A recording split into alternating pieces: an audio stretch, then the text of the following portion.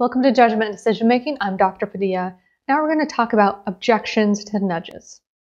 Now there's a variety of possible counterarguments for why nudges should be allowed. The primary one the book talks about is the slippery slope dynamic, where if governments and companies begin to enact nudges, there's no predicting how much we will be influenced in the future by companies sort of suggesting what they want us to do and governments kind of forcing us to do what they think we should do. And they have a variety of counter-arguments for that slippery slope framing. The first one is that the types of nudges that they're describing in the book help people save more, eat better, invest more wisely. And so the actual benefits of the nudge outweigh the hypothetical costs of the slippery slope. And they say that the slippery slope argument isn't really an argument of nudges, how effective nudges are. It could be an argument applied to all things. So it's not really valid in this case. And that's what the book proposes. You can decide for yourself if you agree or disagree with that point. The next one is that in all of these types of nudges that they're proposing, there's an opt-out condition where there's never a case where people are forced to do anything. They can always, if they want to, decide to opt out of a retirement plan, or they can invest all of their money in their company stock if they wanted to. No one's being forced to do anything in particular. And then the last one that they argue, and I think this one is an important one to make, is that it's impossible to avoid some type of nudge. Anytime you develop a system, and we call these choice architecture systems, but it's really any type of system. If you design how people are going to poll, how a class is going to function, how your store is organized, that has to be a choice architecture system. There's no alternative, because every choice that you make when you construct that situation for people will influence their judgments. And if you choose to not consider it at all, it's a very lazy approach. And other people will likely take that as an opportunity to nudge people in the way that they want to nudge them. Now, the other point that I would like to call out is that there's just so many bad nudges out there. We've talked throughout the course about some bad nudges, but I want to really highlight some that are very problematic. There's many from companies. Of course, if your interests conflict with a company's interest, if they're nudging you to their interests, that's bad. So in this case, Amazon's default option is first-class shipping, not free, free 3 to 5 day delivery. That's just a simple nudge where Amazon is saving money, but it isn't in line with the consumer's interest. And you've seen these throughout your entire life, and hopefully now at the end of this course, you're really picking up to how companies are trying to influence you to maximize their profit rather than maximizing your personal interests. Another one that I want to point out has to do with these install setups. So oftentimes when you're installing new software, there's this option to install something else along the way. And you really don't want to be installing anything, and you're annoyed that it's taken a certain amount of time. So you kind of just click through the options, and you might accidentally get something installed on your computer. Or you might accidentally sign away your rights to your data. Or you might accidentally sign up for a service that you didn't mean to, simply because you wanted to get done with the process. So these are just a few additional nudges that we haven't talked about in the class that are from private companies. Now, historically, there are many nudges that have been introduced by governments that are bad and evil nudges. Okay. So the one I really want you to pay attention to is propaganda. Both of these two images are Nazi propaganda. And, Hitler was fantastic at propaganda. He actually tried to become an artist. He was a failed artist. So he knew the power of how information is presented to people.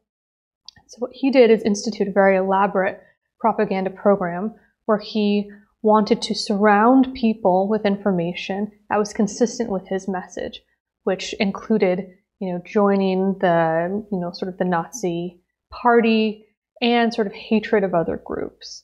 And he filled people's environment with that information. He had to do it with physical paper today, or back in the day, but today we can do it by spreading this information throughout the internet. So these approaches, while they seem historic and terrifying, they're not dissimilar for what's happening all around us today. We are still highly influenced by propaganda information. It's just easier for us to attain that information, unfortunately. The other thing I want to point out here in these particular images is the way that Jewish people are pictured.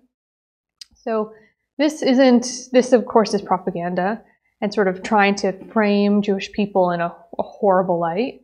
And I want to suggest that while this is a very overt example, this happens in very subtle ways throughout all of our interactions and throughout all of history.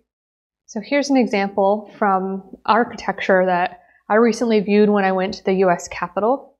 I was taking a tour of the Capitol and I noticed this relief on the ceiling, and it occurred to me that it was very strange that these individuals, the Native Americans depicted in this relief, were depicted very gruesomely.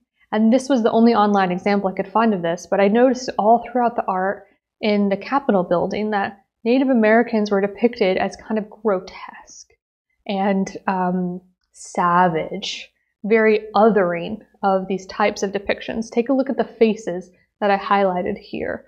They're kind of scowling and scary, not that dissimilar from these types of depictions here. Now notice the way that non-natives were depicted, these sort of regal,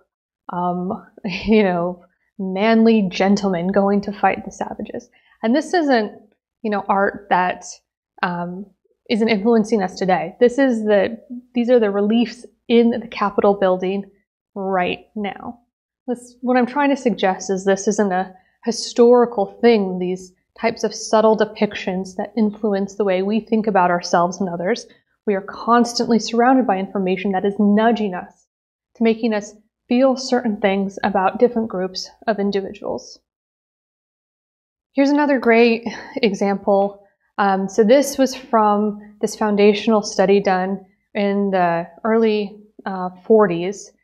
And what the sociologists did is they showed black children black and white dolls. And the children preferred the white dolls over the black dolls. And they used these findings to help with their case for Brown versus the Board of Education to end segregation. And this was one of the key pieces of evidence that helped with that case. I want to play you a clip where they tried to see if similar findings can be observed now. And this clip is from the 90s, so it's recent-ish. Which doll is the black doll? And which one is the white doll? That one. Which doll is the pretty doll? Which doll is the nice doll? Which doll is the bad doll? Which doll is the nice doll? And which doll is the bad doll? And why is that doll pretty? Because she's white and he has 2 eyes. Which doll is the ugly doll? Why is that doll ugly? Because he's black. Which doll looks most like you? Like me? Yeah, which one looks like you? And that one. Okay. That doll. I almost cry every time I see that. It really breaks my heart. And it's true. The way that we see ourselves is influenced by the representations that we are surrounded by. We are just constantly bombarded with visual information that is nudging us to think about certain people and certain ideas in particular ways. I want to call out that type of nudge. And here are some images that I pulled up from just today that really highlight that. These are both from the Democratic and Republican people from different sides of the aisle trying to show different individuals in negative lights to try to nudge you into thinking something about someone rather than sort of allowing you to take the facts as is. And I will say a lot of these are intended to be comedy, and that's fine. I'm not dismissing all comedy. I am suggesting that as an informed information consumer, you need to be aware of the effect that these images have on you. They will have an effect, and you need to be deliberate in your choices about what you allow to influence your ideas about the world, because it will influence you, but you get the choice as to which media you consume. Okay, so should we be even more worried about public choice architecture than private choice architecture systems? The reality is that they're both bad. Both public and private, they can have bad actors within that system. And what the book proposes is, especially for government organizations, we should require government officials to put votes, earmarks, contributions on their websites, so we know who is influencing the politicians that we are voting for. Further, we should require those determining the future of energy policy, for example, to reveal which profit-maximizing firms were invited to guide some of the choices that they make, who is influencing their choices about energy policy. Require those determining the future of education policy to reveal the interest groups and unions that gave them money. It's a huge debate over should we allow campaigns and different large organizations to influence politics, especially during campaign periods.